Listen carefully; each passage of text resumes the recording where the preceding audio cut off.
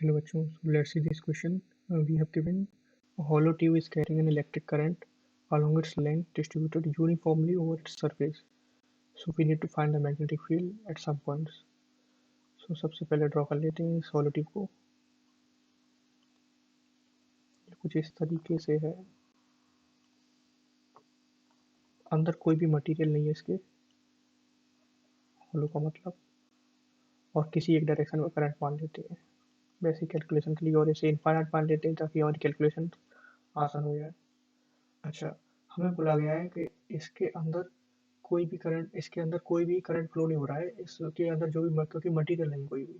तो अगर हम कोई भी एक एम्पियर लूप बनाएंगे तो ये इस तरीके से तो लूप नहीं बनेगा। मैं इस तरीके से इसको दिखा रहा हूँ क्योंकि लूप मैं बनाने वाला हूँ वो होगा इसी रेडियस के क्रॉस सेक्शन में, ये इतना पोर्शन। ऐसे समझ लो इसे, मैं ऊपर वाले जो है उसे टॉप व्यू को इधर दिखा रहा हूँ, तो ये हो गया उसका कैपिटल आर रेडियस का सर्कल, और मैं एम्पियर लूप बना रहा हूँ उसके अंदर ये वाला स्मॉल आर रेडियस का।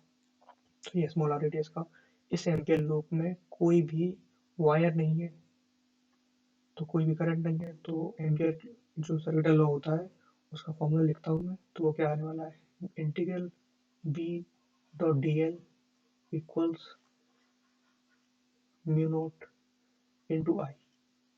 आई क्या है यहाँ पे, जीरो है, तो ये आर एच एस क्या होगी, जीरो होगी। लेफ्ट हैंड साइड में देखते हैं, लेफ्ट हैंड साइड में होगा इंटीग्रल बी वेक्टर का मॉड हो डी एल का mod cos theta equal zero हो गया।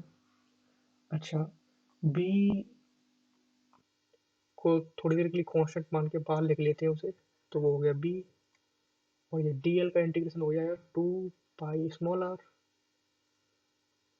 Into cos theta equal zero. अब इसका मतलब है या तो बी जीरो होगा या कॉस थीटा जीरो होगा, दोनों में से एक बात होनी है। अच्छा, तो जैसे कि हमें बाहर पता है, तो बाहर क्या होता है, बाहर बी और डी एल दोनों कैसे होते हैं, थीटा इन दोनों के बीच क्या होता है, थीटा इक्वल टू 0 डिग्री होता है। तो अगर उस सिमेट्री के हिसाब से देखेंगे तो बी इक्वल टू क्या आएगा हमारा, जीरो। और वैसे ही बोल सकते हैं हम कि यहाँ पे अगर कोई वायर नहीं है तो इसकी वजह से नेट मैग्नेटिक फील्ड यहाँ पे क्या होगा, यहाँ पे जीरो होगा। ओके, तो अंदर हमें क्या पता चला कि यहाँ से R is equal to small R और R is equal to capital R, let say इसे कैपिटल आर बोल लेते हैं। So from r equals to 0 to r equals to r less than equals नहीं, r less than capital R तक हमारा क्या है, b जीरो आ रहा है, और जो जीरो का आ रहा है वो कांस्टेंट आ रहा है। और बाहर तो मैं पता ही, अगर ये वायर है बाहर कुछ मैग्नेटिक फील्ड होगा तो वो होता है mu naught I over two pi small R, और इसमें स्मॉल आर क्या है, आर कैपिटल है।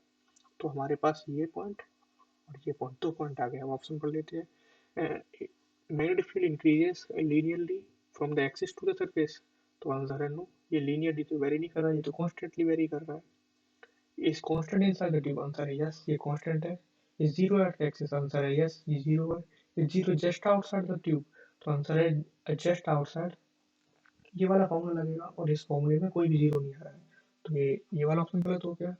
और ये लीनियरली इंक्रीज कर रहा है, तो ये वाला भी ऑप्शन गलत हो रहा है क्योंकि ये कांस्टेंट है। तो आंसर हमारे पास आ गया बी और सी।